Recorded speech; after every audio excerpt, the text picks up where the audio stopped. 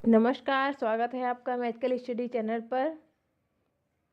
आज की क्लास शुरू करने से पहले सभी को विश्व हिंदी दिवस की हार्दिक शुभकामनाएं।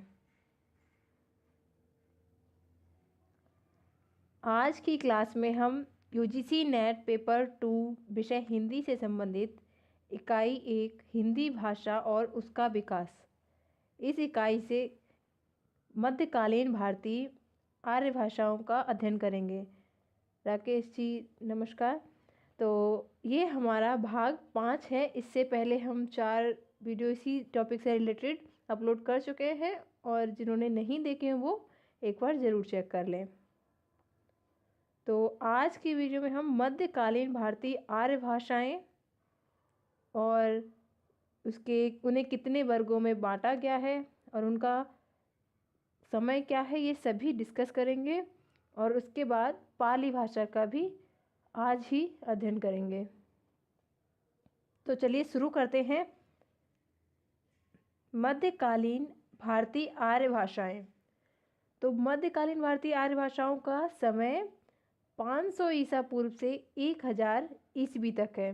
500 ईसा पूर्व से 1000 ईस्वी तक का समय माना जाता है, यानी भगवान बुद्ध के जन्म तक भारतीय आर्य भाषाओं के मध्यकाल में प्रवेश कर चुकी थी। जो भगवान बुद्ध का जन्म हुआ था तब तक भारतीय आर्य भाषाएं वो भाषा विकास के मध्यकाल में प्रवेश कर चुकी थी और 500 ईसा पूर्व से 1000 ईस्वी तक के लगभग 1500 वर्ष हैं। तो इसमें भारतीय आर्य भाषाएं विभिन्न रूपों में विकसित हो चुकी थी, जैसे प्राकृत, अपभ्रंश, पाली। तो इन सभी का धीरे धीरे अध्ययन करेंगे हम आज। तो आधुनिक भारतीय आर्य भाषा जो है इसका हम जान लेते हैं, इसमें कितने भागों में से विभाजित किया गया। तो 1500 वर्षों के इस कालखंड में 3 भाषाओं का विकास हुआ।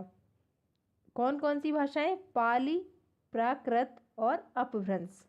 तो मध्यकालीन भारतीय आर्य भाषाएं 2, पाली, प्राकृत, अपभ्रंश, इनके सभी के 2 नेम हैं।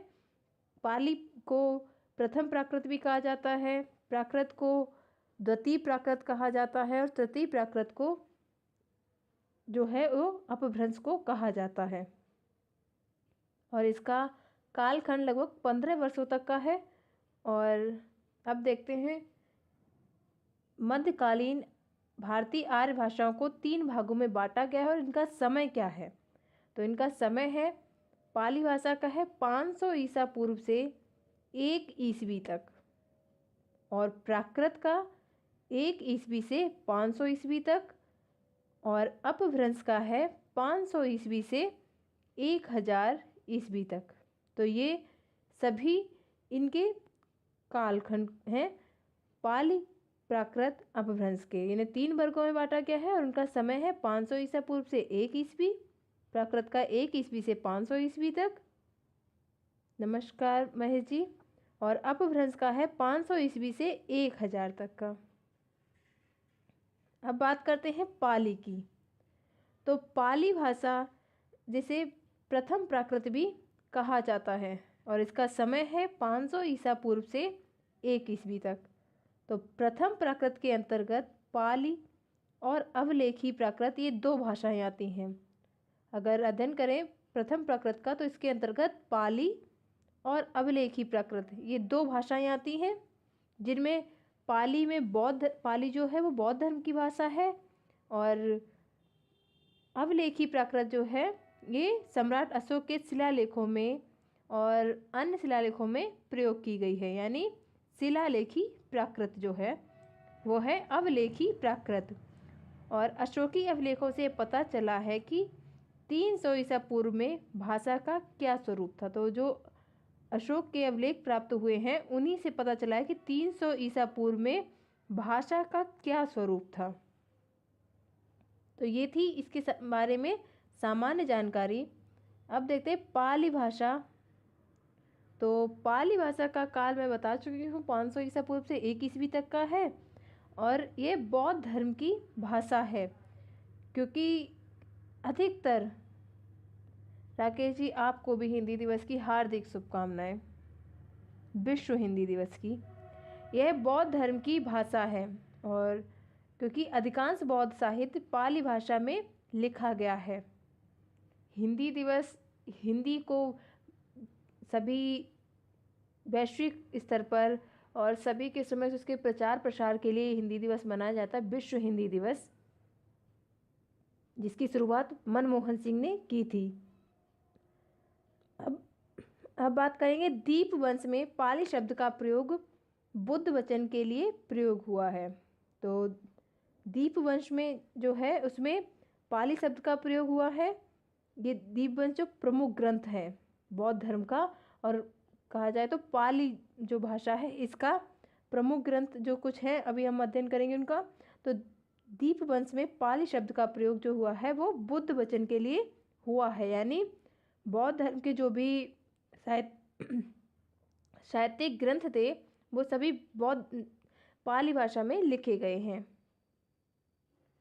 अब बात करते हैं विदुशेखर भट्टाचार्य के अनुसार पाली की व्युत्पत्ति संस्कृत पंक्ति से हुई है। तो विदुशेखर भट्टाचार्य के अनुसार पाली की व्युत्पत्ति जो हुई है वो संस्कृत के पंक्ति शब्द से हुई है। और उन्होंने किस किस रूप से माना है? तो पहले पंक्ति, फिर पंक्ति, फिर पत्ति, फिर पट्टी और फिर पल्ली और उसके बाद पाली। तो उन्होंने जो पाली का जो क्रम माना है वो इस तरह से माना है कि पंक्ति शब्द से इसकी उत्पत्ति हुई है और कैसे कैसे इसका चेंज आते गए। ये विदुशेखर भट्टाचार्य के अनुसार है। आपको जो याद करना है वो मैं अभी बता दूंगी। तो भंडारकर के अनुसार पाली की व्युत्पत्ति प्राकृत से हुई है। तो कुछ ऐसा पूछा जा सकता है कि विदुशेखर जी ने किससे मानी है व्युत्पत्ति पाली की? रुपेश जी, हिंदी दिवस की आपको भी हार्दिक शुभकामनाएं। भंडारकर के अनुसार पाली की व्युत्पत्ति प्राकृत से हुई है। तो प्राकृत, फिर पाकट, फिर पाअड़, फिर पाउल और उसके बाद पाली। तो भंडारकर ने माना है कि प्राकृत से हुई है इसकी व्युत्पत्ति। और जो सबसे अधिक मान्यता मिली है तो वो प्राप्त है जो भिक्षु जगदीश कश्यप को। तो उन्होंने जो माना है वही उसको ज़्यादा मान्यता दी गई है कि पाली की व्युत्पत्ति संस्कृत के पर्याय से मानी जाती है, यानी संस्कृत के पर्याय से मानी गई है। तो धम्म पर्याय का प्रयोग प्राचीन बौद्ध साहित्य में बुद्ध के उपदेशों के लिए होता था। हमने भी देखा है कि पाली का प्रयोग जो पाली भाषा में सबसे अधिक बौद्ध ग्रंथ ही लिखे गए हैं, तो इसमें धम्म पर्याय शब्द का प्रयोग प्राचीन बौद्ध साहित्य में बुद्ध के उपदेशों के लिए ही हुआ है। तो कौशाम्बी एक नाम था एक बौद्ध विद्वान का। तो उन्होंने माना था कि पाली का संबंध पाल से है, तो जिसका अर्थ है रक्षा करना। अमित जी, बिल्कुल हिंदी दिवस की हार्दिक शुभकामनाएं आपको भी। तो पाली में बौद्ध धर्म के उपदेश सुरक्षित हैं और उसने इनकी रक्षा की है, इसलिए पाली की व्युत्पत्ति हुई है। ये माना है कौशाम्बी नामक एक विद्वान ने, जो बौद्ध विद्वान थे, उन्होंने माना था कि पाली का संबंध पाल शब्द से है और जिसका पाल का अर्थ क्या होता है कि रक्षा करना। तो पाली में बौद्ध धर्म के उपदेश सुरक्षित है, इसीलिए उन्होंने माना कि पाली ने बौद्ध धर्म की रक्षा की है, बौद्ध धर्म के जो नीतियाँ थीं उन सभी को रखा है इसमें प्रमाणित करके। तो इसलिए उन्होंने माना कि पाली का संबंध पाल से है। लेकिन जो सबसे अधिक मान्यता प्राप्त हुई है प्रमाणित जो व्युत्पत्ति जो की है वो भिक्षु जगदीश कश्यप ने ही की है, काश्यप ने। तो वे इसको संस्कृत का पर्याय से मानते हैं, वे इसकी उत्पत्ति संस्कृत के पर्याय से मानते हैं, यानी पर्याय, पर्याय, पल्याय और पाल्याय और पाली। तो पाली भाषा के प्रदेश के अब देख लेते हैं कि किस किस भाषा का जो स्थान था किस स्थान में बांटा गया है। तो श्रीलंका के बौद्ध जो थे वो इसे मगध की बोली बोलते थे और ग्रियर्सन ने मागधी बोली पर पैशाची का प्रभाव माना है और रीज डेविड्स ने कौशल की बोली माना है इसको। पाली का जो स्थान है, भाषा स्थान नहीं बता रही हूँ मैं, ल्यूडर्ज ने अर्ध मागधी से संबंधित माना है इसको। तो ये भाषा स्थान ध्यान देने वाली बात है। और वस्तुतः अपने मूल रूप में पाली मध्य प्रदेश की भाषा थी। तो पाली की भाषा प्रदेश के संबंध में भी काफ़ी मतभेद रहा है, क्योंकि श्रीलंका के बौद्धों की धारणा थी कि मगध की बोली है, और ग्रियर्सन ने इसे मागधी बोली मानते हुए इस पर पैसाची का प्रभाव माना है, और रीस डेविस ने कौशल की बोली माना है, लेकिन ल्यूडर्ज ने पाली को अर्धमागधी से संबंधित माना है। तो पाली साहित्य के अंतर्गत जो साहित्य आता है, अब उसके बारे में चर्चा करेंगे। पाली में लिखे कुछ प्रमुख ग्रंथ कौन कौन से हैं? मिलिंद पन्हो, महावंश, दीपवंश, अट्ठकथा साहित्य और धम्मपद और जातक। ये कुछ प्रमुख ग्रंथ हैं पाली भाषा में जिन्हें लिखा गया था। तो ये प्रमुख ग्रंथ हैं। अगर आपको इसकी पीडीएफ चाहिए है तो ये आपको अगले सप्ताह से मिलना शुरू हो जाएगी टेलीग्राम ग्रुप में और फेसबुक पेज पर। तो आप वहाँ से इसको ले सकते हैं और चाहें तो आप इसका स्क्रीनशॉट ले सकते हैं। पाली साहित्य के अंतर्गत त्रिपिटक ग्रंथ हैं जो ग्रंथ कुछ हैं। त्रिपिटक ग्रंथ जो हैं उन्हें देख लें कि श्रुत पिटक जो है, एक विनय पिटक है, एक अभिधम्म पिटक है और अनुपिटक साहित्य है। तो श्रुत पिटक में साधारण बातचीत के ढंग पर दिए गए बुद्ध के उपदेश हैं। तो मैंने बताया था कि बुद्ध के जो उपदेश थे पाली भाषा में मुख्यतः वही संग्रहित किए गए हैं। तो वो उसमें श्रुत पिटक जो है उसमें साधारण बातचीत के ढंग पर दिए गए बुद्ध के उपदेश हैं, और विनय पिटक में बुद्ध की उन शिक्षाओं का संकलन किया गया है जो उस समय संघ संचालन को नियंत्रित करने के लिए दी जाती थी। तो उसमें वो शिक्षा दी जाती थी, उनको संकलन किया गया है। जो शिक्षा दी जा रही थी संघ के संचालन के लिए कौन कौन सी शिक्षाएं दी गई हैं वो विनय पिटक में दी गई हैं। और उसके बाद अभिधम्म पिटक। तो अभिधम्म पिटक में चित्त चैतसिक आदि धर्मों का विशद वर्णन किया गया है। तो इसमें कुछ चित्त और चैतसिक ये अलग अलग होंगे, तो ये अलग अलग धर्मों का विशद विश्लेषण किया गया है। और उसके बाद है अनुपिटक साहित्य। तो अनुपिटक साहित्य में इसके अंतर्गत बुद्ध घोष की अट्ठकथाओं की गणना हुई है। बुद्ध घोष की जो अट्ठकथाएं हैं पाली साहित्य के प्रमुख ग्रंथ हैं ये, तो उनकी गणना होती है अनुपिटक साहित्य में। तो अब देखते हैं व्याकरण ग्रंथ कौन कौन से थे। तो पाली भाषा में लिखे हुए व्याकरण ग्रंथ थे सद्य नीति व्याकरण, कच्चान व्याकरण और मोगलान व्याकरण।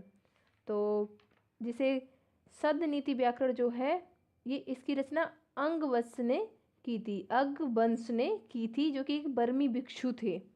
और कच्चान व्याकरण की कच्चान ने की थी, और मोगलान व्याकरण की रचना की थी मोगलान ने, तो वो जो कि श्रीलंका से संबंधित थे। तो कच्चान व्याकरण में 41 ध्वनियाँ मानी गई हैं और मोगलान व्याकरण में 43 ध्वनियाँ मानी गई हैं। तो पाली में जो वर्ड यूज हुए थे वो भी एक बार बताना चाहूँगी। तो उसमें है पाली भाषा के जो स्वर थे आ, छोटा आ, बड़ा आ, छोटी ई, बड़ी ई, छोटा ऊ, बड़ा ऊ, और जो ए है जो ए से एडी, उसके बाद ए से एनक की जगह पर उसमें ए यूज होगा और उसके ऊपर चंद्र बिंदु यूज की गई थी। और ओ जो यूज किया गया था ओ से ओखली जो होता है उसके ऊपर एक बिंदी यूज की गई थी, और ओ से ओखली। ये कुछ स्वर थे, ज़्यादा ही महत्वपूर्ण नहीं है तो इसलिए मैंने प्रयोग नहीं किए आज की वीडियो में, क्योंकि ये नोट्स हैं आपको इनको याद भी करना है, तो कोई एक्स्ट्रा इसमें नहीं इंक्लूड किया है। तो पाली भाषा की कुछ विशेषताएं भी बता दूं तो यहाँ पे ऋढ़ जो था, लिर था, ये सब कुछ ध्वनियाँ जो थी जो वैदिक की जो यहाँ पे समाप्त हो गई। और वैदिक और लौकिक संस्कृत में तीनों जो थे शा और शा, तीनों शा जो थे, लेकिन पाली में केवल सा रह गया, सा से सड़क जो कहेंगे आप। तो इसमें और सारे सा को ख़त्म कर दिया गया, 2 शा ख़त्म हो गए लेकिन केवल सा रह गया था।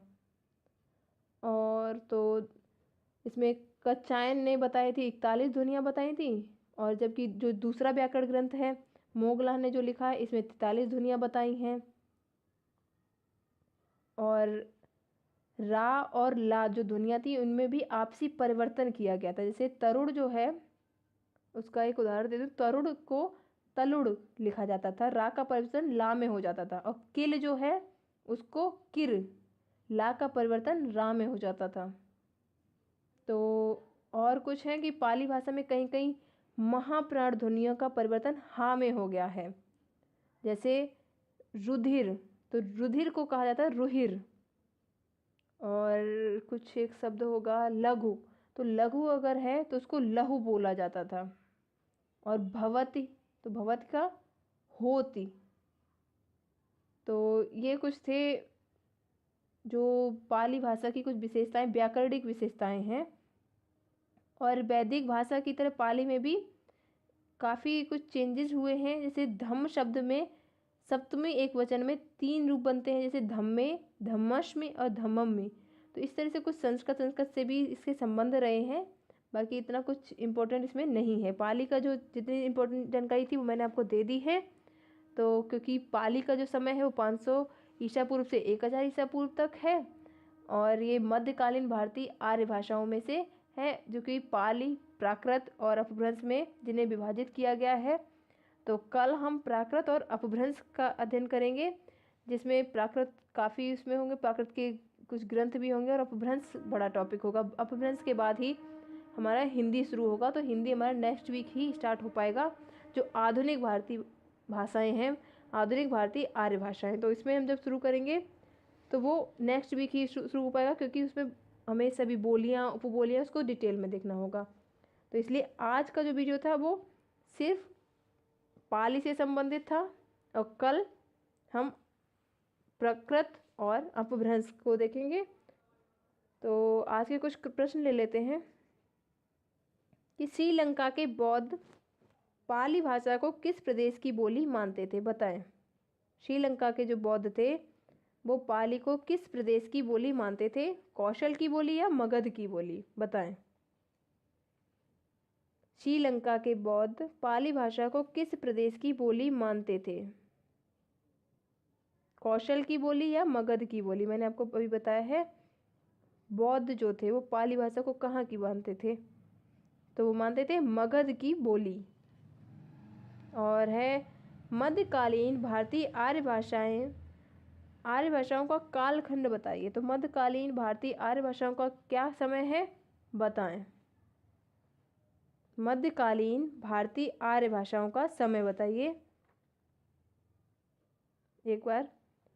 500 ईसा पूर्व से 1000 ईसा पूर्व तक है, या 500 ईसा पूर्व से 1500 ईसा पूर्व तक है, बताएं। ईस्वी तक, सॉरी।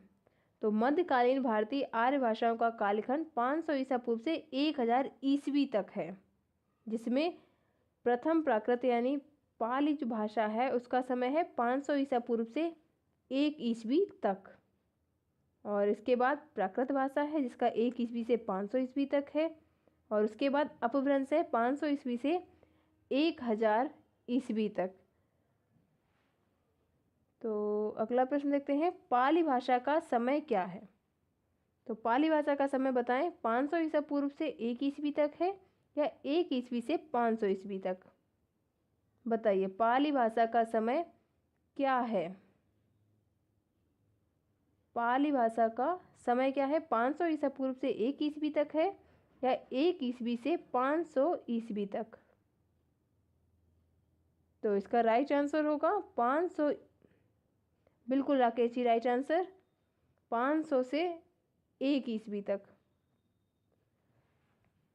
और 1 ईस्वी से 500 तक का तो द्वितीय प्राकृत का है, यानी प्राकृत भाषा का है। और अब बात करते हैं, धम्म पर्याय का प्रयोग किसके लिए हुआ है। धम्म पर्याय जो है इसका प्रयोग किसके लिए हुआ है, प्राचीन जैन साहित्य के लिए या प्राचीन बौद्ध साहित्य के लिए, बताएं। प्राचीन जैन साहित्य के लिए हुआ है या प्राचीन बौद्ध साहित्य के लिए धम्म पर्याय का प्रयोग।